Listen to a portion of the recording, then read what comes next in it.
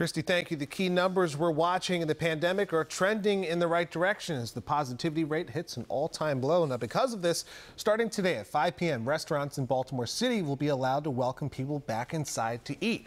WJZ is live in Federal Hill. Amy Kawada with more on the eased restrictions. Good morning, Amy. Yeah, good morning, Max. I know a lot of people are looking forward to this so they can escape that summer heat while still enjoying eating out with air conditioning. But this time, restaurants can only open indoor dining at 25% capacity with some limitations like social distancing. And whenever you're not eating or drinking, you are required to wear a face mask.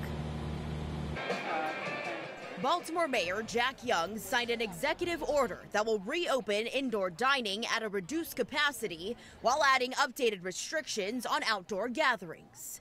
Now, when you dine inside a restaurant, you'll have to social distance, and face coverings will be required whenever you're not eating or drinking. And provided that we are taking those steps and, again, doing what experts recommend as far as safety procedures, then I feel pretty safe. All indoor gatherings will be capped at 25% occupancy or 25 people, whichever is lower. This rule also applies to malls, retail, religious facilities, the casino, and places that offer indoor recreation.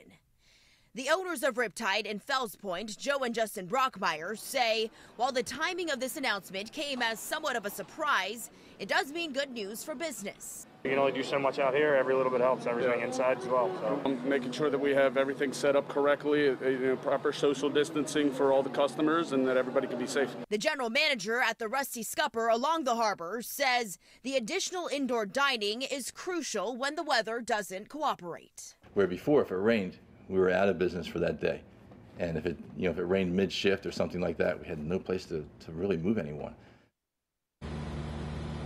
And you may remember it was only about 2 weeks ago when Mayor Young decided to suspend indoor dining altogether as coronavirus cases continue to climb here in the city. But since those numbers have leveled off, some restrictions are able to ease up a bit. Live this morning, I'm Amy Kawada for WJZ.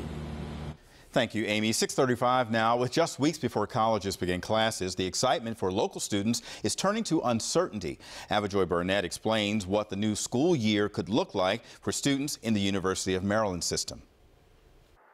From Western Maryland to the Eastern Shore and in between, the 12 institutions in the University System of Maryland will have to juggle plans on how to educate students this fall. Nothing we do is without risk. We always talk about risks versus benefits. The system's chancellor, Jay Pearman, said some students will return to campus, but others will have to continue learning online. Students that need to have some in-person instruction are coming back.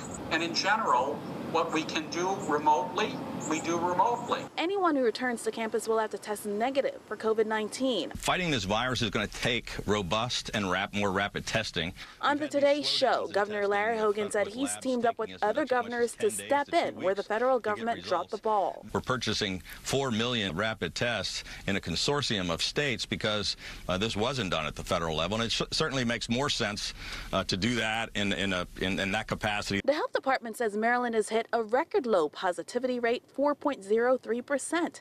Leaders also reveal the governor is helping universities expand their testing as some of the system's 170,000 students prepare to move back in.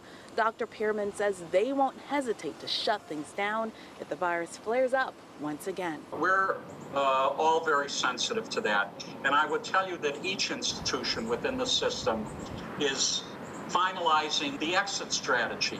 And a lot of people are wondering about fall athletics. Well, the schools will have to adhere to the guidelines based on the conference that they play in.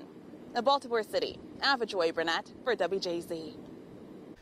And while Maryland's positivity rate and hospitalizations continue to fall, the White House Coronavirus Task Force says it's still concerned about Baltimore becoming a hotspot. In a phone call with state and local officials, Dr. Deborah Birx once again named Baltimore as one of 10 areas in the country seeing an uptick in coronavirus cases.